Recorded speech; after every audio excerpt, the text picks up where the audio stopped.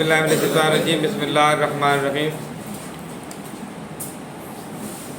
حاضرین محترم، آج میں تعلیم کی اہمیت پر سب سے پہلے اللہ پاک کا حکم، قرآن پاک کی آیت سے اس کی اہمیت بتاؤں گا۔ پھر دوسرے نمبر پر حضور نبی اکرم صلی اللہ علیہ وسلم کی سیرت طیبہ سے اس کی وضاحت کروں گا، اور تیسرا جو دلیل ہوگی وہ صحابہ کرام رضوان اللہ تعالیٰ علیہم اجمعین میں سے حضرت علی رضی اللہ تعالیٰ عنہ کے قول سے۔ تو تعلیم کی اہمیت آپ لوگوں نے ذہن نشین کرنی ہے کہ تعلیم کی کتنی اہمیت ہے۔ اللہ پاک نے قرآن پاک میں جو پہلی جو وحی ہے، جو جبریل امین اللہ پاک کی طرف سے پہلا پیغام لے کر حضور نبی اکرم صلی اللہ علیہ وسلم کی طرف آئے، تو وہ تھا اقرأ باسم ربک۔ میں اس آیت میں سے صرف اس کے ابتدائی لفظ اقرأ سے شروع کرتا ہوں۔ اقرأ کا مطلب ہے پڑھیے، باسم ربک، اپنے رب کے نام سے۔ جو حضور نبی اکرم صلی اللہ علیہ وآلہ وسلم کو پہلا میسج اللہ پاک نے بھیجا، وہ تعلیم کی اہمیت کو واضح کر رہا ہے۔ اقرأ، پڑھیے، اے پیارے محبوب پڑھیے، اے پیارے محبوب پڑھ اپنے رب کے نام سے۔ پھر اللہ پاک نے وہ کچھ پڑھا دیا جو کچھ وہ نہیں جانتے تھے۔ اللہ پاک نے قرآن میں ہی فرمایا کہ وہ کچھ میں نے علم دے دیا جو کچھ نہیں جانتے تھے۔ اب حضور نبی اکرم صلی اللہ علیہ وسلم کا دنیا میں کوئی استاد نہیں ہے، اللہ پاک نے ہی حضور نبی اکرم صلی اللہ علیہ وسلم کو علم عطا کیا ہے۔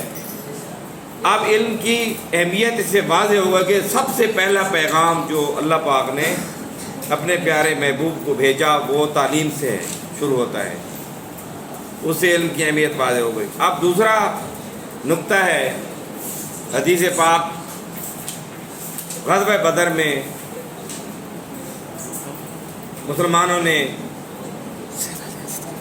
کفار کو قیدی بنا لیا۔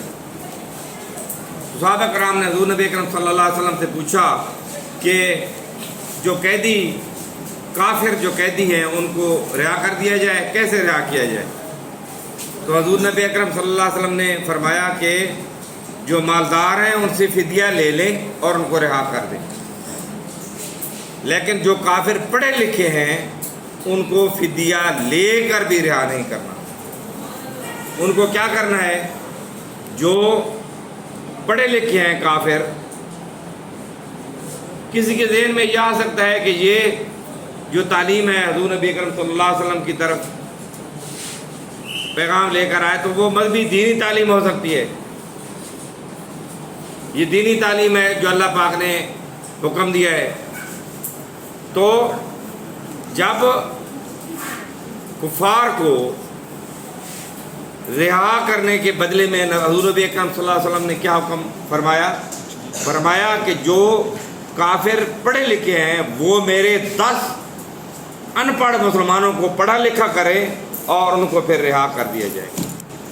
کافر جو پڑھا لکھا ہے، ایک کافر جو پڑھا لکھا ہے میرے 10 ان پڑھ مسلمانوں کو پڑھا لکھا کرے گا، اس کے بدلے میں اس کو رہائی ملے گی۔ تو کافروں سے جو تعلیم حضور نبی اکرم صلی اللہ علیہ وسلم نے مسلمانوں کو دلوائی، وہ کون سی تعلیم تھی؟ وہ کون سی تعلیم تھی جو کافروں نے مسلمانوں کو دی؟ تو یہ تعلیم، دینی تعلیم یا دنیاوی تعلیم، دونوں کے بارے میں اللہ پاک کا حکم ہے۔ دینی تعلیم اور دنیاوی تعلیم ہی تعلیم ہے، علم ہے، کوئی چیز سیکھنا۔ آپ تیسرا میں اس کی اہمیت بتاتا ہوں حضرت علی رضی اللہ تعالیٰ عنہ کے قول سے۔ حضرت علی رضی اللہ تعالیٰ عنہ نے فرمایا کہ جس نے مجھے ایک لفظ پڑھایا وہ میرا استاد ہے، جس نے مجھے ایک لفظ پڑھایا وہ میرا استاد ہے۔ اب آگے اگلی بات، یہاں پر تو بات سمجھ آ گئی۔ اگلا جو فرمان ہے حضرت علی رضی اللہ تعالیٰ عنہ کا وہ یہ ہے کہ اب اس ایک لفظ پڑھانے کے بدلے میں آپ مجھے وہ آزاد کر دے یا مجھے ساری زندگی غلام رکھے۔ اس ایک لفظ پڑھانے کے بدلے میں ساری زندگی غلام رکھے یا مجھے آزاد کر دے۔ آپ اندازہ لگائیں کہ ایک لفظ پڑھانے کے بدلے میں کتنی حضرت علی رضی اللہ تعالیٰ عنہ نے قیمت بتائی ایک لفظ پڑھانے کے بدلے میں، کہ یعنی اگر ساری زندگی مجھے غلام رکھے گا تو میں رہنے کے لیے، اس کا مطلب یہ ہے کہ میں رہنے کے لیے تیار ہوں۔ تو یا وہ خود مجھے آزاد کر دے، غلام نہ رکھے، لیکن جو تعلیم دیتا ہے، جو پڑھنا اور پڑھانا، یہ بہت بڑا درجہ ہے، اعلیٰ ترین درجہ ہے پڑھنا یا پڑھانا، علم دینا یا علم حاصل کرنا۔ علم حاصل کرنا یہ فرض ہے، علم حاصل کرنا فرض ہے، چاہے دینی علوم ہو یا دنیاوی علوم ہو۔ وما علینا